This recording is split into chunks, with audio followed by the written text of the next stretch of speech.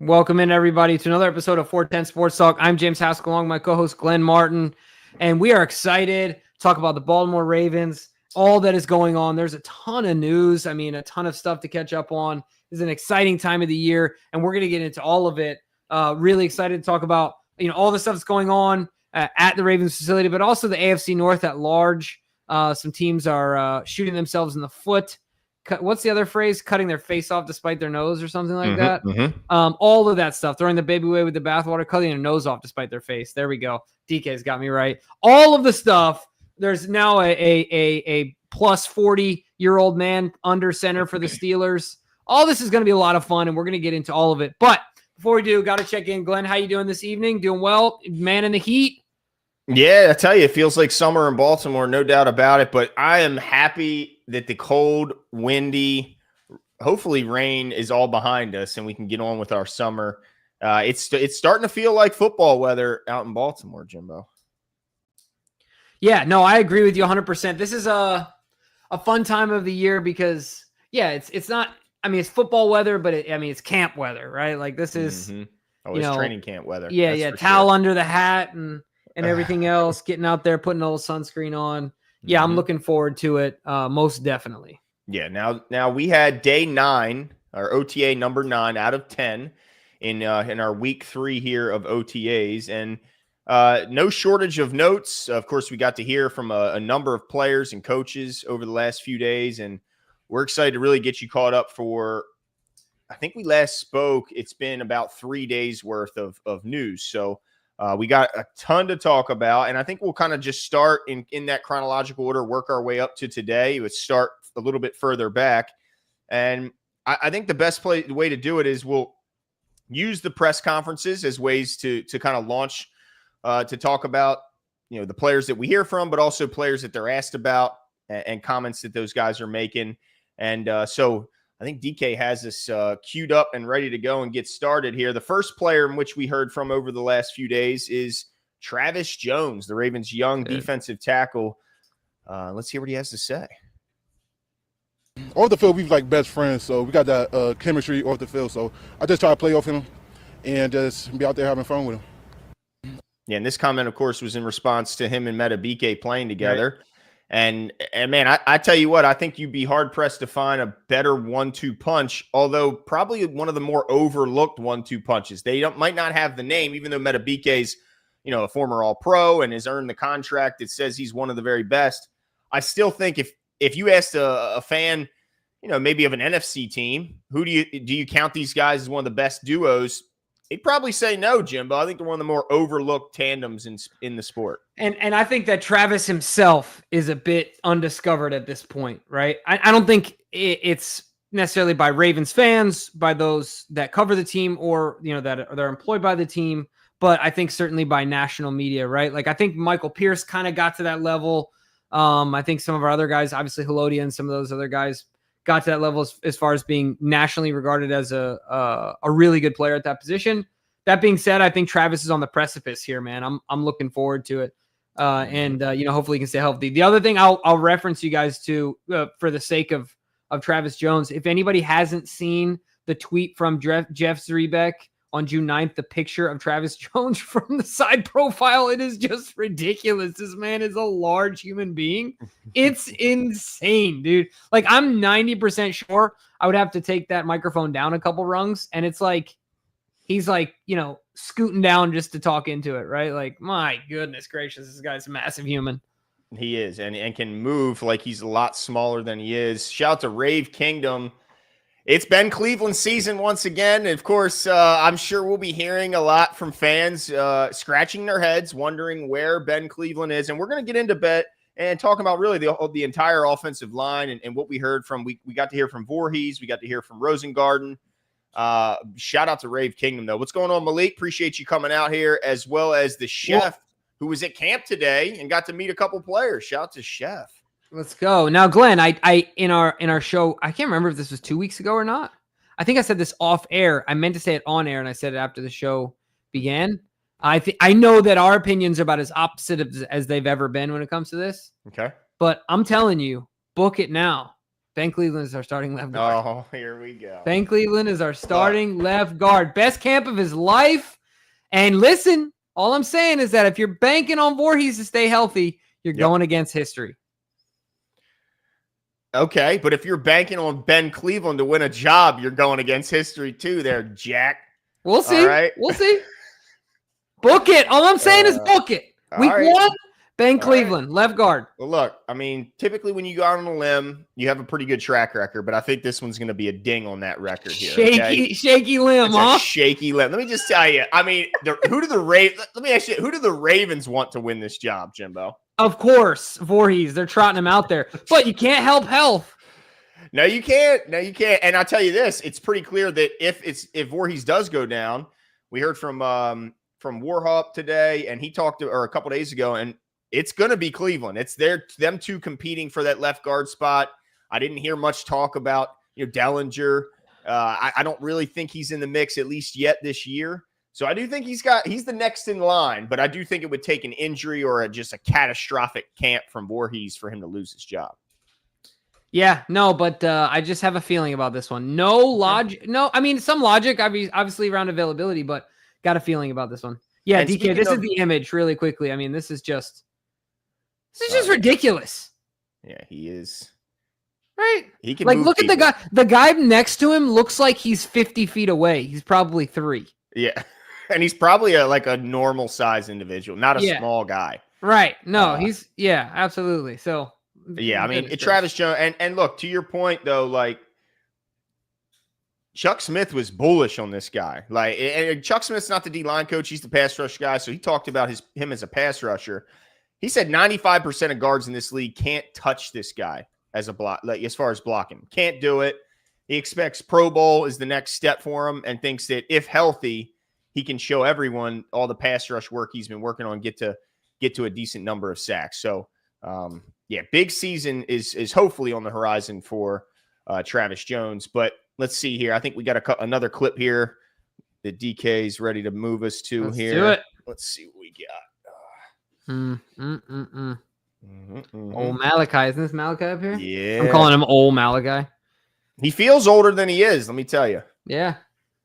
Let's hear from Malachi. I think there's levels to football, and just the knowledge and the accumulation that we have in our room, not just in the DB room, but in the linebackers room, in the D-line room, even on the offense side of the ball, the tight ends room, receivers.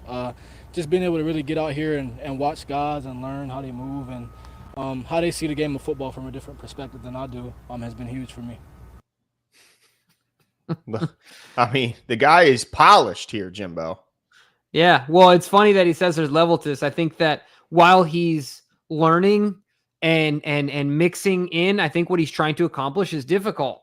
Mm-hmm. And I think that, it's difficult to make a jump as a true freshman to Georgia, of course, one of the best organizations in the country to become, starter day one. He was able to accomplish it. I think it's a bigger leap. Now, I'm not saying he can't do it.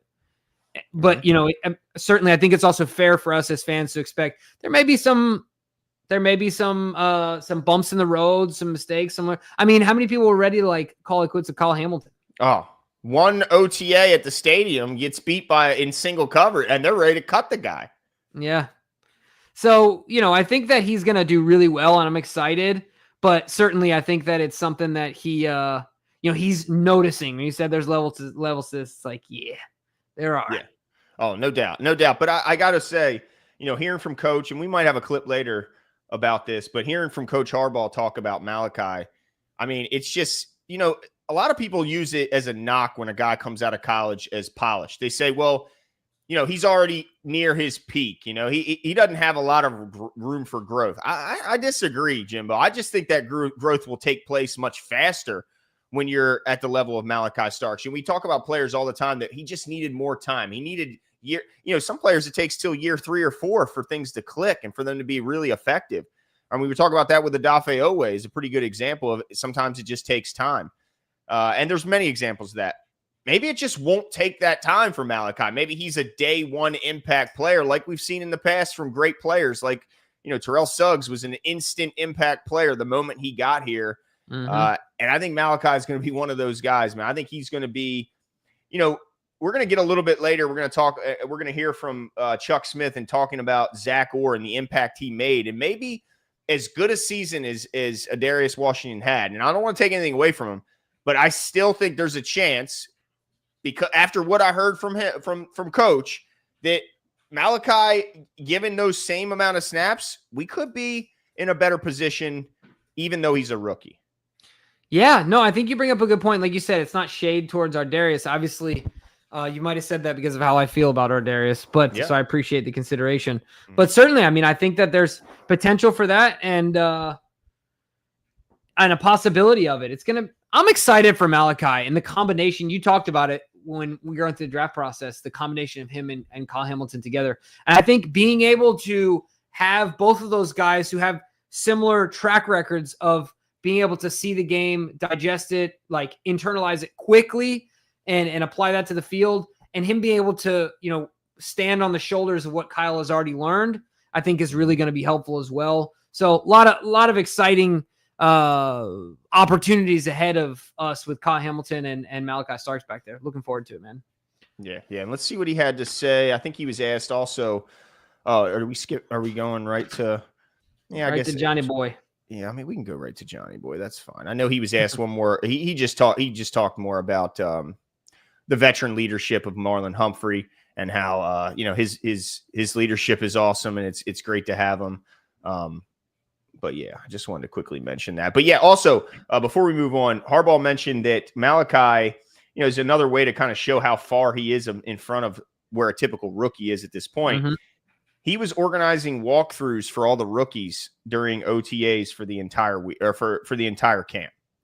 I mean, that is just next level. And also Harbaugh went on to say he's made no real mistakes, maybe tiny little, but no real gaffes on the practice field to this point. So he's looking like exactly what he was hyped up to be. As advertised, right? Yep, you got it. But all right, so let's see here. It looks like we're going to be moving to hearing from, is this Harbaugh here? You have DK queued up? Okay, got you. All right. So let's move on to the next guy here. Are you good, Jimbo? You seem like you're going through something. No, I was just sneezing. My bad. Okay. All right. Oh, bless you. God bless you.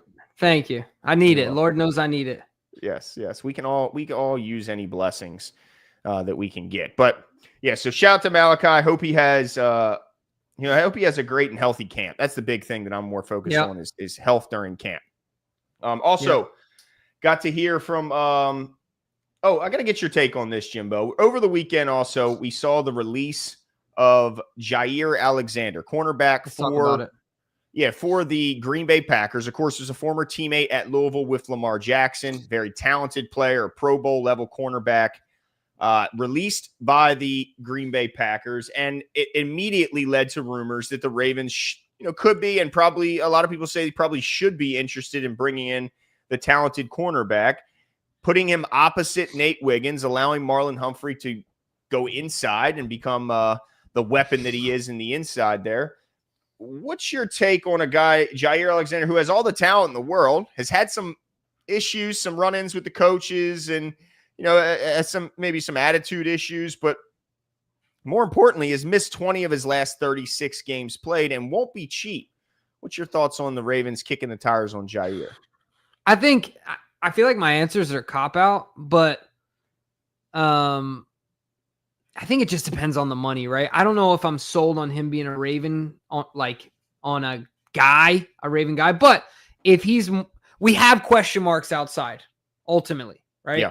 And so it just, for me, depends on the money. I know that sounds like a cop out, but I think that's where I'm at. Right. Cause you've got to consider, the games missed to me is the biggest consideration. The other stuff is details. I think he's obviously a talented guy, but the games missed is a big deal. And how much does that factor into the cost? Right. So yeah, for me, it's just about the price. Okay. So if they could get him at a reasonable number. Yeah. You'd be all for it. Yeah, for sure. Because I think John, at this point in the locker room, I have little concern about anybody coming in and disrupting the locker room or causing. I think we're way beyond that as a team, if I'm being honest. I mean, our leaders are so dialed in, and we have so many guys that are team first guys that it doesn't overly concern me.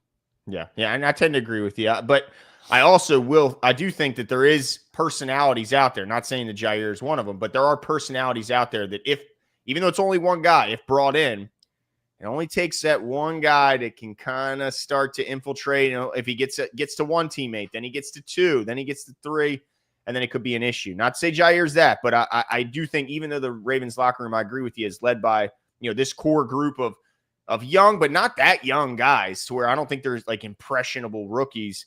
And the core has been here long enough. So I am confident that if they brought in Jaire, that winning helps too, right? Like I think Jaire would be inspired by the team first atmosphere, and I think he'd fall in line. So if the money's right, I'm okay with it. But man, that injury history in recent years has me pretty nervous about, can we rely on him? But hey, if the money's right, let's bring him in. Why not? Agreed. Okay. All right. And let's see what the chat's thinking here. Alexander does sound good. The secondary needs some more dog. Enter Jaire. Yeah. I mean, he would certainly bring dog to the group. But he's got to be on the field to make an impact. So, all right. Also quickly before we moved on, Malachi did have an interception of Cooper Rush in a couple practices ago.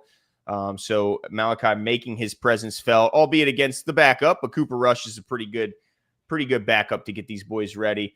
But in speaking of backups and why Cooper Rush is the guy that Malachi is intercepting, I got to get your take on this, because we heard from a couple different opinions. And look, we got to be fair here, Jimbo. If we're going to give praise to Lamar Jackson for showing up in the early part of OTAs, then we have to at least bring up and talk about the fact that he has not been there as of lately. And kind of, I want to talk a little bit about, why that might be, if you have a problem with it. But as you can see here on the screen, I'm throwing it up there right now. Lamar Jackson's contract that he signed in 2023 does include a $750,000 workout bonus in virtually every year of this contract. But to get the money, he has to show up for at least 80% of the offseason workouts. Due to him missing these recent OTAs, he has forfeited that amount. And so he's done so in the last 2 years, totaling $1.5 million to this point. And so I guess it's a two-part question, Jimbo. What's your take on him not being there outside of the first week? Is it a deal, big deal, little deal, no deal at all?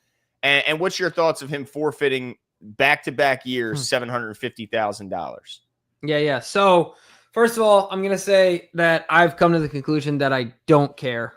Okay. If Lamar's okay. After last season. Right. Yeah. That's pretty good. And it's not like, part of the reason I don't care is because not only because of what he's on the field, because I just thoroughly trust Lamar. He's obviously gotten the work in that he feels good about with his guys. And he's getting to know himself, what works for him, and he's dialing it in. Right. So I don't care that much that he's not there. I think if it was a younger Lamar, I would care more. But this is going into year 3 of Monken.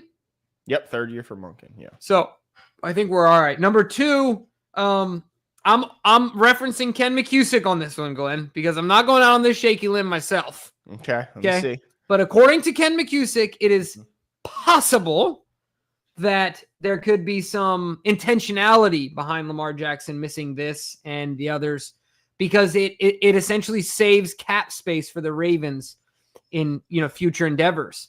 $750,000. That's like a fringe bubble guy. And so the Ravens might just say, hey, Lamar, if you feel like it, we're not going to be upset about it. Okay. There might be a little handshake agreement here. So this is a Ken McCusick thing. I think it's interesting and possible.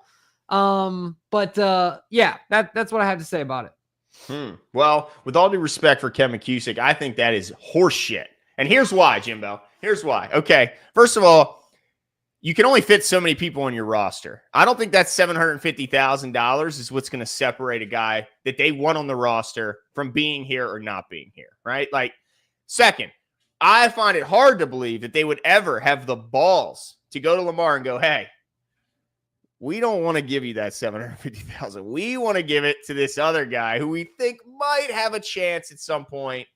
So can you just not show up, because we don't want to give you that much? I think that sounds crazy. Here's what I think it could be. It could be them going, well, here's the silver lining to him not showing up. is now we do have a couple extra dollars. That's about it. I think that's the only way. It's looked at as a silver lining, but I don't think there's any chance that Ken McCusick's I don't know what you want to call it. I don't think this is any truth. It's a theory. Yes, theory. Thank you. I don't think there's any truth to this theory. I think it's hogwash, Jimbo. But it could potentially be. I don't think that he was like, he was just once again saying the same thing. Like it's a possibility. It could be what's going on here. I remember the Ken McCusick that only talked film. Okay, that was my favorite Ken. Okay, that was my favorite Ken, Jimbo. But this one, he's talking crazy talk. No, that would be. Yeah, that would be. I would be surprised to hear that, to say the least. But getting back to it, I am just always stunned. I mean, I know, look, Lamar's made a lot of money, both on the field and his off-the-field ventures. Tons and tons and tons of money. Ridiculous amounts. But, man, it'd be hard for me to give up $750K, Jimbo. But, again, I don't have anywhere near that kind of money that they have, that players like Lamar, the top echelon of paid players. But, man, that's tough. And also, to the reason it's brought up is Chris Sims, who, recently named Lamar Jackson as the #1 quarterback in football, thus the best player in football. Mm-hmm. He was critical, saying, and not to some, like, look, last year, look at his numbers. I mean, it's hard to be critical of a guy who put up that doing the exact same thing. But, to the point, what if that's, and it sounds crazy, but we're this close, right? We talk about how they're this close, razor thin margins. Is that something that could be the difference in those razor thin margins, was Chris Sims' point. But ultimately said, look, proof's in the pudding, and last year he balled out. Yeah, agreed. I have zero concern. Okay. I have no, All right. I got you. I'm with you. All right, Jimbo. He is, I don't give a damn. Yeah, I goes in the sand. It's more about the fact that I trust him. Yeah, I do too. Of course. You know what I'm saying? At this point, certainly. Yep. Now, also wanted to point out a couple highlights from the first round. Not only did Malachi have the interception of Cooper Rush, but also our guy, Tez Walker, has had a great camp. I mean, a great camp.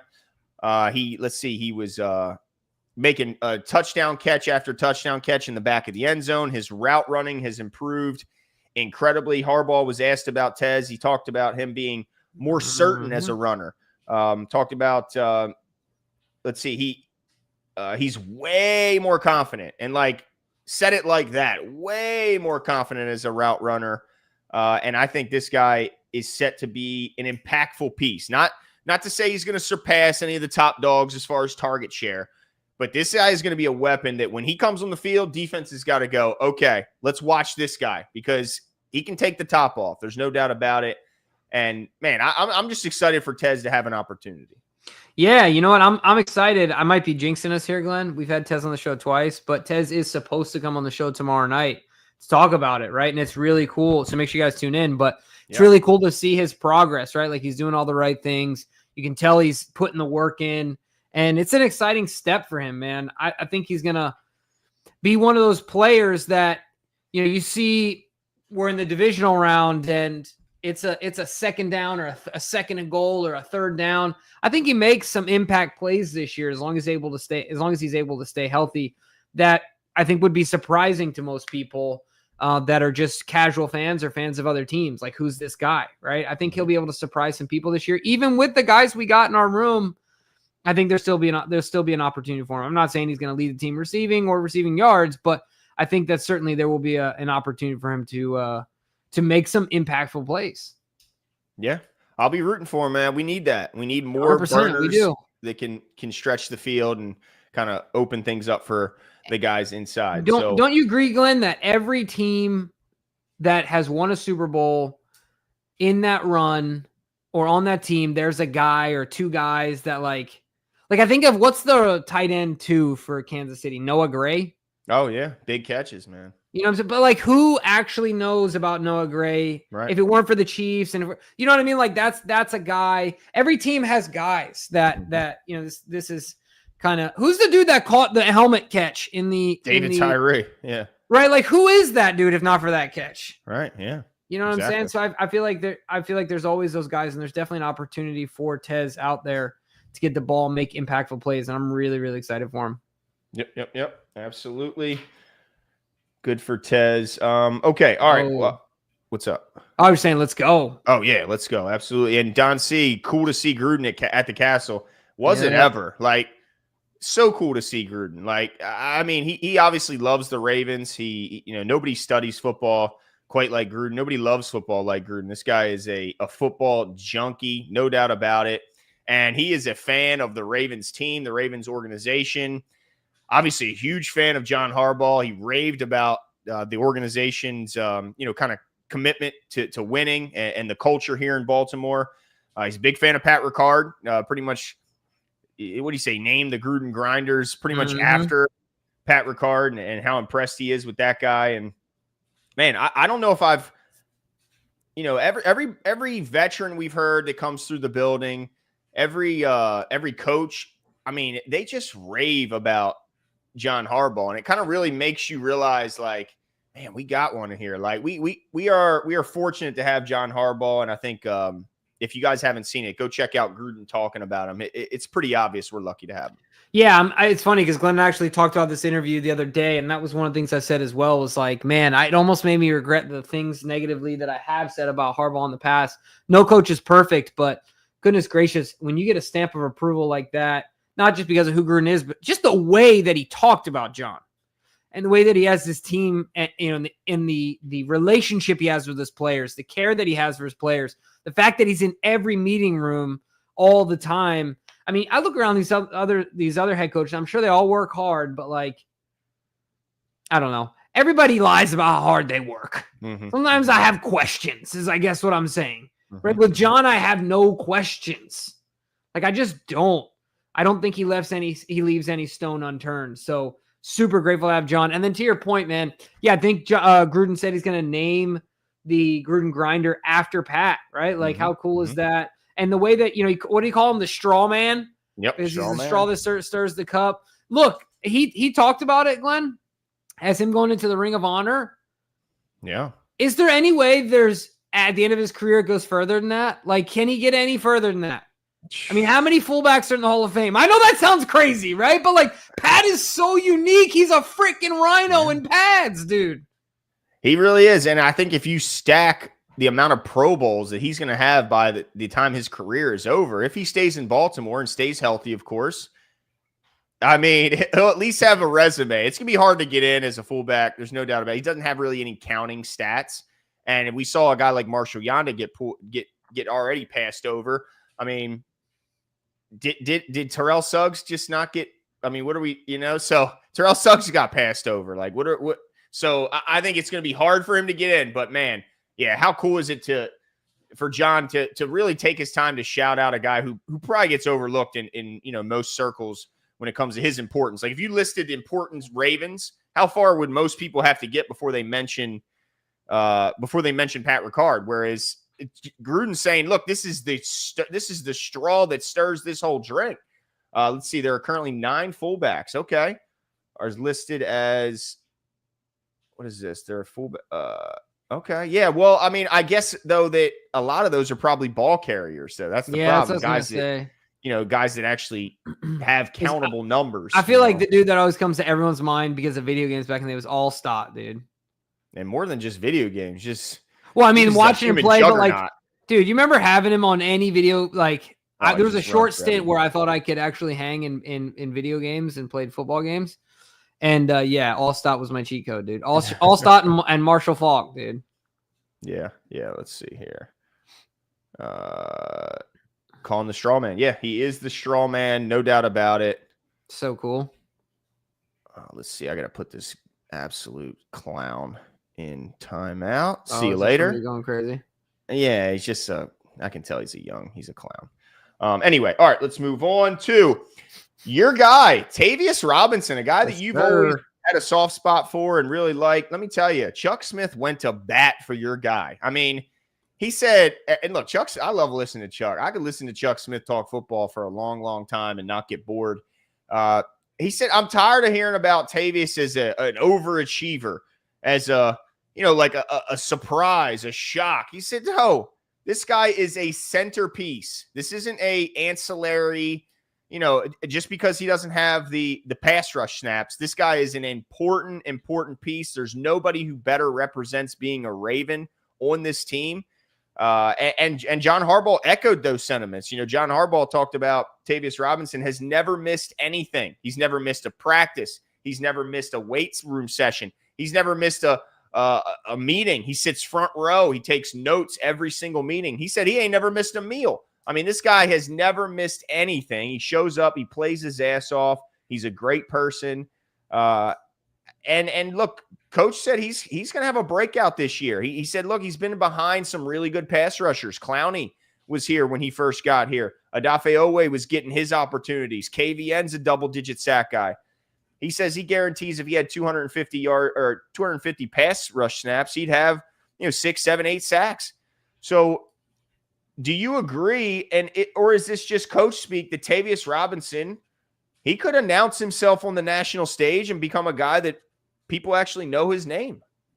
Yeah, no, I think that's a possibility. And this is another reason why I just love Tavius Robinson is that how hard is it, Glenn, to just be where you're supposed to be and do what you're supposed to do? Yeah, it's tough, I guess. I guess so, but anyway, just wild that we're in a situation where professional athletes, I'm proud of him and I'm excited for him. This is exactly one of the reasons why he's going to be successful. But it's crazy that we're talking about guys that are just simply not missing things.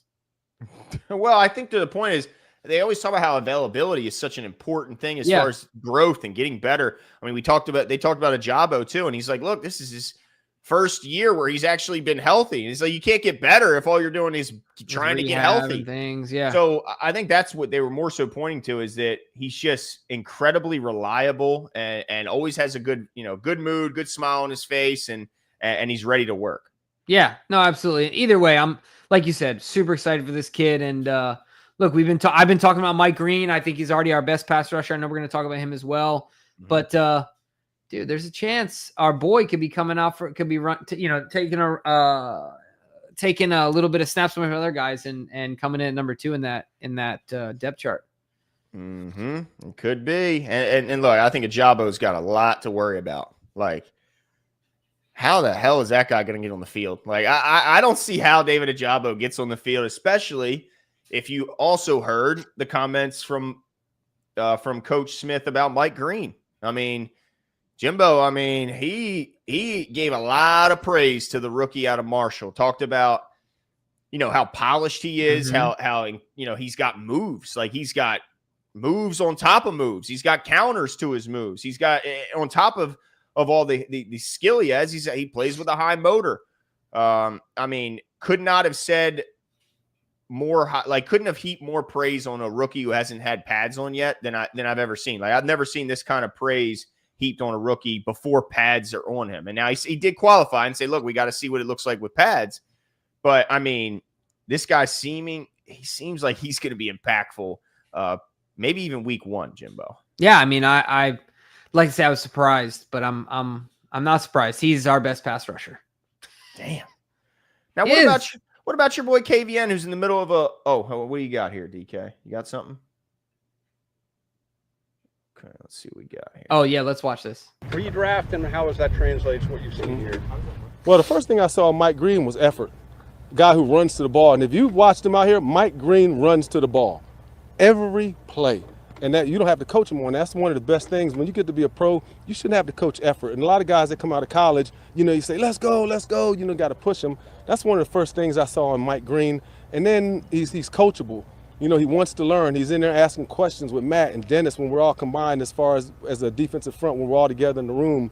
And that's another thing that stands out in him. He's super smart, and picking up the defense. And, I give Mike a lot of credit. He comes out here. Mike has heavy hands. He doesn't turn down reps and heavy hands. He puts hands on guys. He's shown that he has the ability to, strike blocks. And, in this, again, we're not, all out, and all that will be seen, again, when we get into camp. But as far as Mike doing everything we ask, he's doing it. And from a pass rush standpoint, Mike is very, he's skilled up. Give him credit, give his school a lot of credit, and his coach in college at Marshall and probably Virginia. Mike, he can cross chop, Mike can spin, Mike can ghost. But, from that standpoint, Mike is the best example of this new generation that have learned, like, from the pros, and he comes in already really highly skilled up. So, give him a lot of credit. I mean, Mike is get off, just amazed that, he's in his base 2-point stance. He has no false steps. He gets off on the ball fast. So I can't say enough about Mike so far. Now we put the pads on. So the Mike Green that we've seen so far is everything that we Redraft. There we go. Are you getting hype about? Are you ready to buy a jersey, Jimbo? I don't know if I'm ready to buy a jersey, but yes.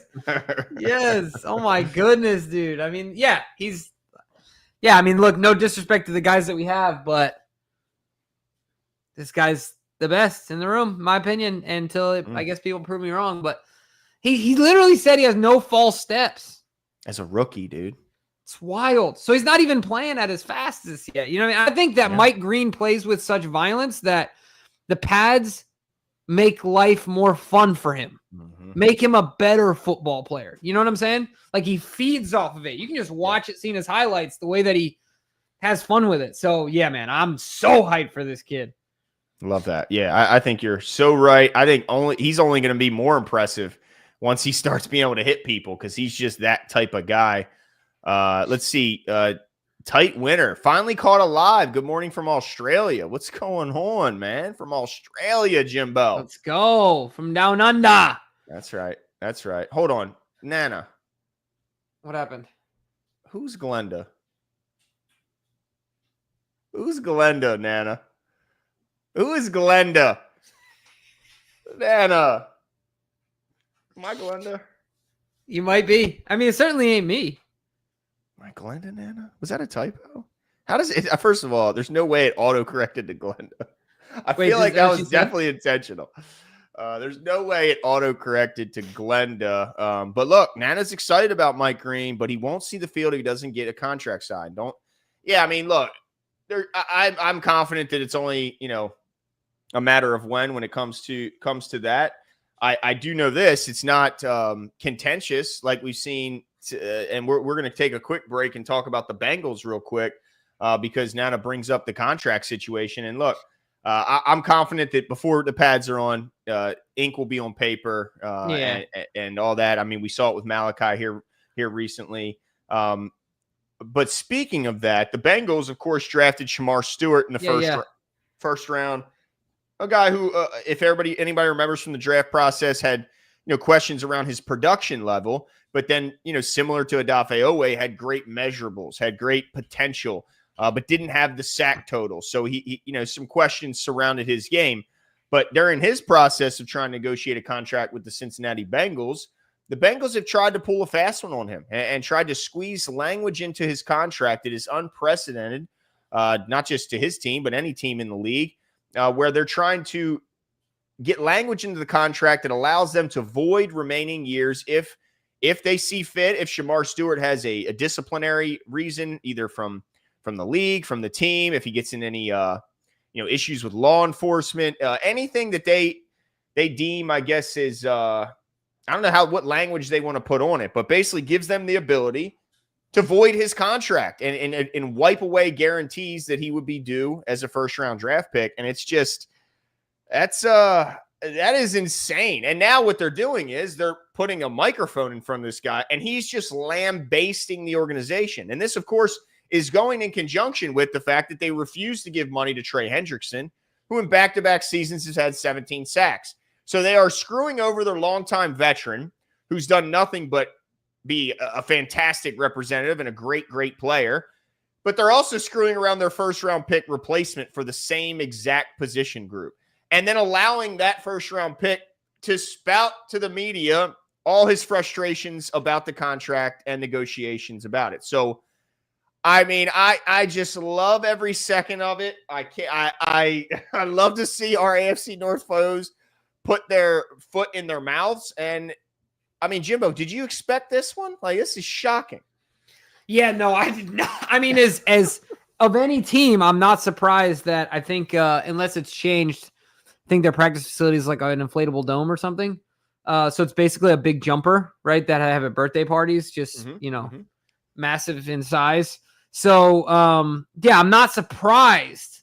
So if it were any team, it would pick it like the Bengals or the Jags or the Browns. I don't know, something like that. But this is wild, man. And the crazy part is, like, I think we talked about this pre-show, like, they're allowing him to sit in front of the mic. I mean, he's obviously super disgruntled. He's got videos up of him getting work done in other places and trying to stay ready. And he's handling it as a rookie better than an entire NFL organization. Yeah. That is just embarrassment, right? Like, I don't know if you saw in the news all the eggs that have salmonella. I think a handful of people that have died here in Maryland and everything else. All that salmonella egg is in the Bengals' face, dude. They are just, it is terrible. I don't get it. Because all of this has a ripple effect. Think about how this affects free agencies in the future, or free agents in the future, excuse me. Think about how this affects the guys that are in their contract year this year. It's just, it's ridiculous to me because you're not playing with current dollars only. Yep. I don't get it. And you're right, Jimbo. It's both. They're screwing over their longtime productive veteran and the rookie. So questions will be for veterans, like you mentioned, not just free agents, but guys that are already there going, do I want to stick around with this organization? Right. And rookies coming in. So they're literally pissing off every potential, like, it's nutty, man. But I love every second of it. Thank you, Bengals. Thank you. Yeah, seriously. You got a great offense, but you keep screwing yourself on your defense, and I love every second. Yeah, it's wild. I mean, we'll see what happens with this great experiment that is the Bengals, because essentially what they're doing is saying, we're going to score 60 points on you a game.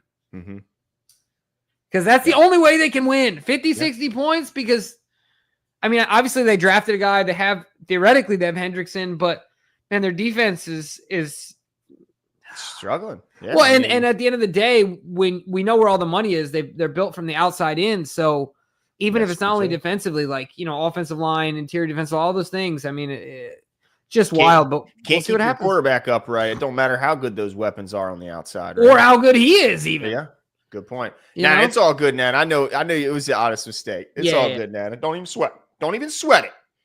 I appreciate you bringing up the topic. That way we can bash on the Bengals a little bit. Absolutely. Now should we stay in the AFC North? Yeah. We have some notes. We're not done talking Ravens, but yeah, Jimbo, where do you want to go next? DK, can you I want to talk about Aaron Rodgers, but why don't you do some Ravens notes? I have something happening right now. I need to. Can you put them on solo mode, DK? I'll get back to the Ravens notes. I did want to mention quickly. John Harbaugh every year seems to have a slogan or.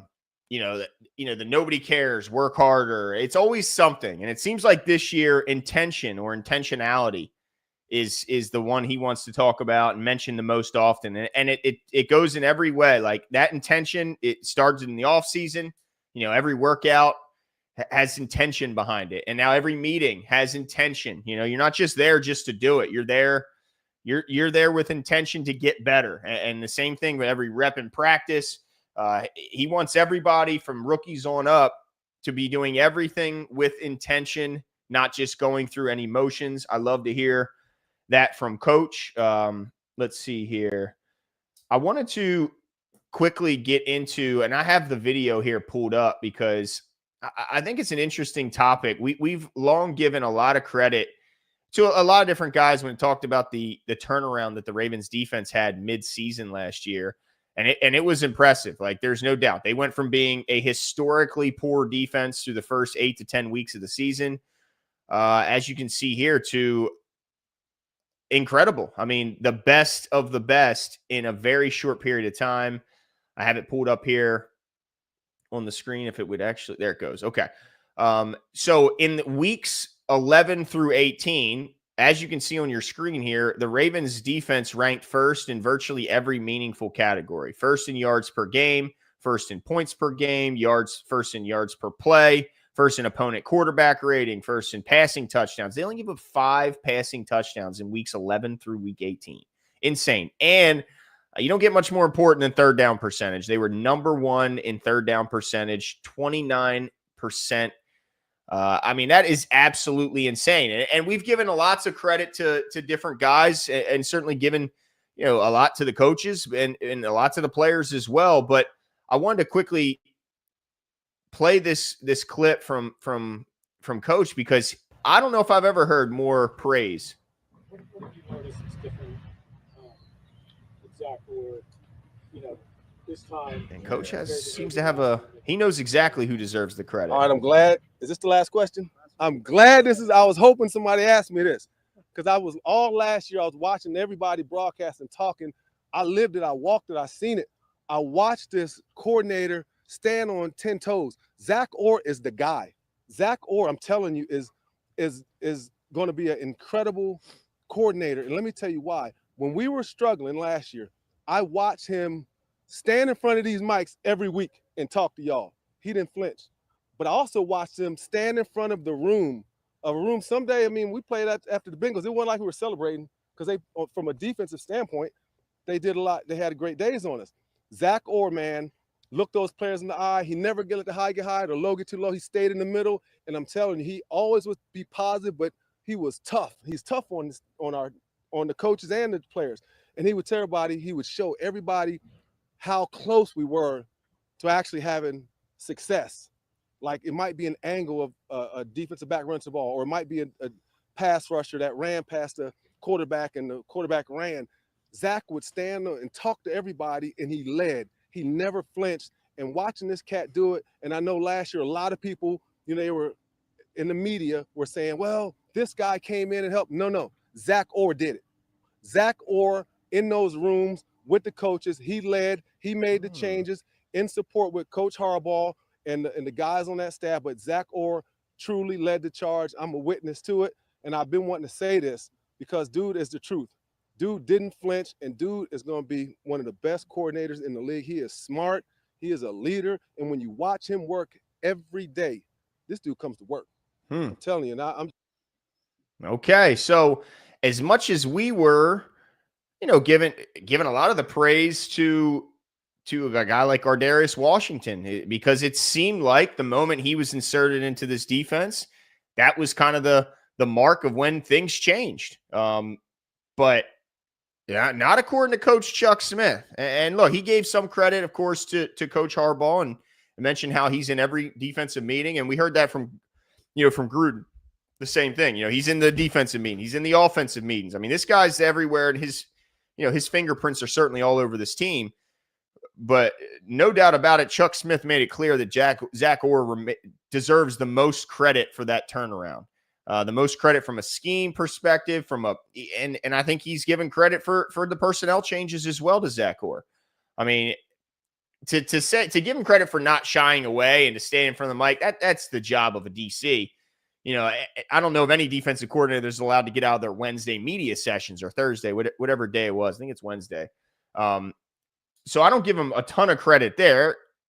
But if he's saying, and he was adamant, this guy is the reason for that turnaround. And we showed you the turnaround. I mean, it's incredible. You go from 32nd and the worst passing defense by far in the league, like it wasn't even close, to number 1 in yards, number 1 in points, number 1 in yards per play. This is a team that was giving up more big chunk plays than anybody in the league. I mean, there was nobody giving up chunk plays to the rate that the Ravens were. And Chuck Smith was not mincing words. Like he said, I've been listening to you guys credit this guy, credit that guy. No, it's Zach Orr. And it makes me happy, because I've long since thought that ever since really he was named the defensive coordinator, despite his age and relative lack of experience as a coach, I think it's pretty clear he's the coach in waiting behind John Harbaugh. I think they are hoping that he'll gain experience. John Harbaugh's not a young guy. He's going into year 17, or he's going into year 18 on this team. He's not a young guy. I don't think he's retiring after this season. I think he's got a few years left. But I think when he does decide to hang up the whistle, I think Zach Orr is our coach of the future. And I'm excited to hear a guy talk so passionately in support of him as a coach, and giving him the credit for that massive, massive turnaround. I think Zach Orr is going to be a fantastic coach, and I think there's no doubt he's the guy in waiting behind John Harbaugh whenever he decides to hang it up. No doubt in my mind about it, and I think the Ravens are in good hands. Oh, okay. I see that. Okay. So Jimbo is not going to be coming back. So hope everything's okay with him. It's going to be me finishing this show out all by myself. But yeah, I mean, so I just wanted to, because look, I admit it. We were doubting Zach Orr last year. I mean, who wouldn't? The defense was horrible. And ultimately he's the one responsible for this defense. I mean, the players make the plays, but he's the orchestrator. He's the play caller, and the buck stops with him. And so we see him bringing in, Dean Pease. We see him bringing back Chuck Pagano. And we're like, oh, man, is this a sign that maybe our young guy, Zach Orr, isn't ready for the job? Man, it seemed awfully like Chuck Smith's convinced he's more than ready for the job and has a bright, bright future. It didn't seem like the guy was blowing smoke. I mean, he was excited to be asked about it. He said, I've been waiting for this question. So I'm going to believe him. I'm going to choose to hear that this guy is honest in his take, and I believe him that Zach Orr was the big reason for the turnaround. So excited about Zach Orr. Antonio Smith says, which AFC team is the biggest threat to the Ravens? Well, of course, you got to point to the teams with the best quarterbacks. And DK, shared with us, and I ended up watching Chris Sims' announcement of the top quarterbacks 1 through 4. His core 4, I think, as he called them, says it's the best core 4 maybe of all time, of any time period, and compared it to some of the great, foursomes that we've seen in years past. I do think that, back when we had Peyton Manning, Tom Brady, Drew Brees, and Aaron Rodgers, that's a pretty damn good 4 as well. But he's saying that's just how good these guys are. And when you stack their numbers up, it's pretty insane. So, of course, you're going to start when you talk about what's the biggest threat to – you talk about those teams right there, right? Like Josh Allen and the Bills are the team responsible of knocking the Ravens out last postseason. And year before that, it was Pat Mahomes and the Chiefs. So those are the two biggest competitors. And I think the Bengals will certainly, with their offense, be a tough out. I don't know if their defense is quite championship ready. I certainly have my doubts there, but I think the other two teams will certainly be teams that the Ravens are going to have to beat if they want to get to where they want to get to. I outside of those teams, if I had to pick a fourth team that I would be concerned with in the AFC, I mean, I think the Chargers, of course, had a great first season under Jim Harbaugh, and I think they'll continue to get better. I don't know if they're ready just yet, but I do think they'll be better. I'm trying to think in that, like the Jets, no. Dolphins, I mean, I just don't believe in. I think Tua is going to have a great season as long as he's healthy, but I don't believe in them really as threats. I don't believe in anyone in the South as a real threat like Houston. Nah, I mean, CJ Stroud's already got arm soreness. That's got to be a complete, that's got to be a big scare for the Texans. But no, I think those teams are the biggest threats, and then maybe the Chargers. I don't know. Am I missing somebody, guys, in the comment section? Tell me if I'm missing a threat. But I think you're seeing the threat right on the screen with the core 4. And it comes down to quarterback play, right? In this league, it really does. Either you have one or you don't. But I tell you what, I think the Jags of course, not ready to compete, but I think they might be the team that you talk about like worst to first, because there's always those teams that go from worst in their division to number 1. The Jaguars, I think, if they can get the contract figured out with Hunter, might just have a chance. Let's see here. Don C looks okay. Tom Votto says, you guys hear that the O-line coach said he was not happy with the O-line up to this point. Too many false starts, and said left guard is between Cleveland and Voorhees. Yeah, we talked about that a little bit earlier. And it sounded like, Tom, that he made it very clear. He don't want no timeshare. He don't want no splits. No, he wants a starter and a backup. That's the way he prefers it. Certainly did make it clear that the job at left guard is between those two guys. Didn't mention really Dillinger. Didn't mention any other guys in competition. But yeah, coach, he made it clear too that Coach Harbaugh said we got to cut down on the pre-snaps, but also the holding penalties, making an emphasis on that. So it's good to hear that. Look, we cannot have pre-snap penalties. How many times did we have a pre-snap penalty and it killed the drive? Where we're moving the ball, we get to midfield, have a false start or have a hold, and all of a sudden it's 1st and 15 or 1st and 20, and then we don't ultimately, move the chains and continue the drive. So got to clean up, especially the pre-snap. Like, I'd almost rather be a hold, because a hold, a lot of times you're just reaching out, you're saving your quarterback's ass. But a freaking false start, the damn snap count. There's no excuse, especially when we see it from receiver. offensive line, I get even more angry when I see it from a damn receiver. You can't even hear the snap count. You're literally looking at the ball, waiting for it to move. Like, crazy. Cannot have it.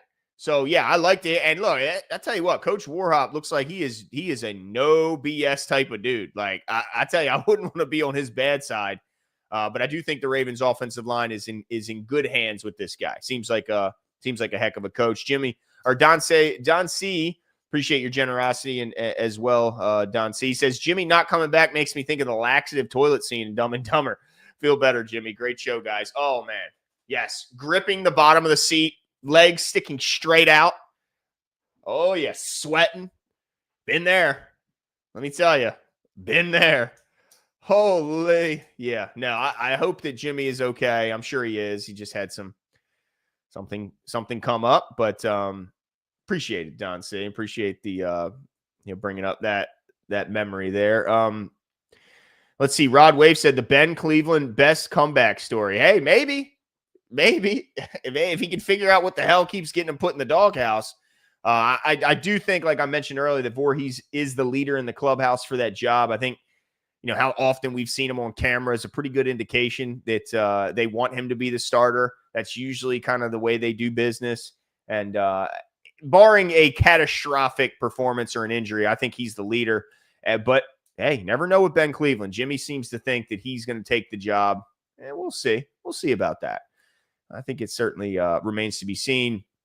Also wanted to bring up the fact, and I really wanted Jimmy's take on this, that the Ravens are kicking the tires on moving Jalen Armour-Davis, the cornerback they drafted out of Alabama. What's this? Is this his third year or fourth year?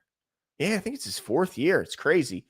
But yeah, moving Jalen Armour-Davis, the often injured cornerback out of Alabama, to safety. And some are excited about it. And look, there's always been excitement around Jalen Armour-Davis because if you just look at him as an athlete, he's 6'1". He can run. He's got length. He's a smart player, but he can never stay healthy. And that's really been his biggest issue. And so while I recognize that there's maybe a need at safety, especially Bo Braid leaves practice with an injury. I think coach called it a minor ankle injury, him and Awuzie at the same time. But Bo Braid's down, or Darius Washington's down. So I do think there's a need and a potential spot for Jalen to get on the field. He might not have that potential at corner anymore. But I certainly can't count on Jalen Armour-Davis to do anything, right? Like, as much as I hope he does, and I believe him, if he stays healthy, he has the potential. But how could we ever count on that, right? Like, this is only hopes and dreams at this point. I guess it's cool that the Ravens are experimenting and trying to find ways to get a talent like Jalen on the field.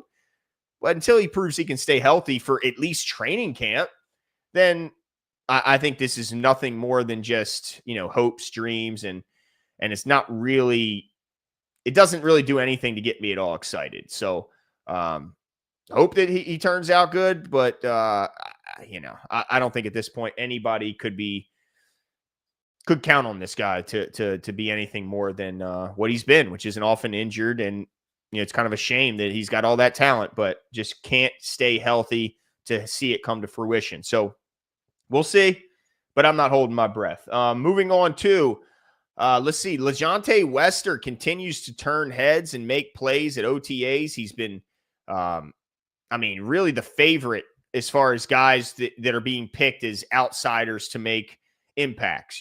As far as the unsung, Jimmy was talking about before the show, there's always on championship rosters, there's always that guy, that guy who may not, come to mind if you ask, hey, tell me 10 impactful players for the Ravens that have to play well for them to win a championship. You're probably not going to mention LeJohntay Wester. But this guy has been turning heads, and if nothing else, I think he has a chance to make impacts as a return guy, certainly as a punt returner. I think he's going to have way more competition as a kick returner than at punt return. But yeah, shout out to LeJohntay for turning heads already. We've seen this in the past with young players. It reminds me a lot of Mitchell. When Mitchell came out, no, he's like, who is this guy? Oh, he's a former player's son. Maybe this was just like a nice, hey, we had your dad here. We'll bring you in. But then every day he was turning heads. Every day he was forcing you to notice him. And LeJontay Wester's kind of giving me those vibes. So, keep up the good work, LeJontay. I know that he's only going to make the guys, better ahead of him. I look at Tez Walker and the growth, the steps he's made. I see Dayton Wade every day making plays. He's going to have to beat that guy out. And if he does, then that means we got a good player on our hands. So I am really excited about this young core of wide receivers, of course, complemented by the veterans we have, with Rashad Bateman. I'll even count Zay in that. And then, of course, DeAndre Hopkins coming over. So, excitement galore when it comes to our young wide receivers. And I just hope these guys can stay healthy and truly push each other all through camp and not just injuries be the reason why this battle is settled. That's at least my hope. Let me see here. I got some other notes. Let me check the chat notes here real quick. Oh, also heard about the kickers and both Tyler Loop and Highland. Tyler Loop had a good day a few days ago. He made one from 60 with plenty of room to spare. But did not have a very good day. I believe it was today who, let me see here. He missed, where was it? He only made, here we go. Tyler Loop today was just 5 for 9 on field goal attempts. Ooh, that doesn't sound good. And let me throw this up here. He was 5 for 9 on field goal attempts, and all 4 of those misses were from 50 plus, including 3 consecutive. So look, it's very early, obviously. And who knows? He could have been working on something. We don't know. It's just like spring training with pitchers. They're like, oh man, he gave up a bunch of hits today. It's like, well, yeah, but he was told to throw all fastballs. He's working on his fastball. Or, man, he walked a couple guys today. It's like, well, yeah, but he was working on his curveball. He threw nothing but curveballs. So you kind of got to take some of these reports with a grain of salt. And we don't know if Tyler Loop was working on some sort of technique thing that may have been a cause of all these misses. But it's obviously going to be a focus, right, from Ravens fans, because for many, many years, we had a ton of confidence, walked around with our chest out by our kicking here in Baltimore and kind of took for granted the fact that we had the best. We were always going to have the best. In that matchup, there was never a debate. When we go over our week-to-week matchups, there was never a debate when it came to special teams, certainly not from the kicking game. Well, now it's going to be a topic of conversation. And we talked about his competitor. Was it Highland? Trying to find it here today. Here we go. Hoyland. I keep saying his name wrong. Hoyland. He had a good day just yesterday. He made one from 49, 46, 49, 52, 37, and 48. So, yeah, this is going to be a true battle. I don't think this is at all, a done deal. I think this is very much so a live competition. And although, one was a 6th-round pick and one was an undrafted rookie, I think that job is going to have to be won by Tyler Loop. I don't think it's going to be given to him by any means. So we'll see what he's got. I certainly hope that these two continue to get better together and they push each other and may the best man win. But one thing we can be sure of, there's only going to be one kicker that's going to make this roster, not 2. May the best man win, and hopefully the Ravens can count on whichever one of those guys comes out on top. As you can see here, also, Sanusi Kane had an interception yesterday. Big time. That is big time, along with a rookie Mike Green, which is pretty cool as well. I believe Travis Jones had an interception a couple days ago. So a lot of guys getting their hands on footballs on the defensive side of the ball. And look, it's a big year for Sanusi Kane as well. Sanusi Kane is a guy who has all opportunities right in front of him. Not only does Ardarius go down with a looks to be almost season ending. If he does come back, it's certainly going to be at the very tail end. And then Bo Braid goes down. And while they're trying to move JAD to safety, okay. Sanusi Kane made plays as a rookie. I expect him to make more plays in his second year. And I'm excited to see him getting his hands on the football. As you can see, Devin Leary hooked up a couple nice passes to Anthony Miller and our guy Dayton Wade. Let's see here if there's any other notes. Let's see. Shout out to Jeff Zrebick for always keeping us up to date with all his notes. Let's see here. Okay, here we go. So John Harbaugh did cancel tomorrow's OTA, which was scheduled to be the 10th. They will be in the building and doing workouts, but their next on-field workout will be next Tuesday at the start of a 2-day mini camp. So no day 10 tomorrow. Only 9 of the 10 OTAs will be used, which is kind of interesting. Typically, if you remember in years past, Harbaugh's actually been penalized for practicing too hard in these sessions, having too many helmeted practices and too many tackling practices. And now look, this guy's forfeiting tomorrow. We don't need to do tomorrow. So that's kind of interesting turn of events there. A little bit of a bout face for a guy who was penalized for over practicing, is taking tomorrow's 10th OTA off. So the Ravens will be back on the field next Tuesday. And look, so will we. We will be back here continuing to talk all Ravens football, keep you up to date. But like Jimmy mentioned earlier in the show, we are scheduled to have Tez Walker join the show tomorrow. Very excited to have him back on, as he's become I'm willing to call him a regular now on the program. And can't wait to hear about all the success he's had in OTAs and kind of his plans for this, upcoming off. I mean, there's a break. There's that 1 month break before training camp. I want to hear about that 1 month. I want to hear about his expectations going into camp. Can't wait to talk about him and all the news coming out of the 2-day mini camp next week on Tuesday. But don't forget, guys, tomorrow, Tez Walker here on 410 Sports Talk. And, of course, I believe Jimmy will be back with me as well. But that's it for us tonight, folks. I hope there's nothing I missed here. I think I hit on all my notes. But let me know what you guys think in the first 9 days of OTAs in the comments section below. And we'll talk soon. See you.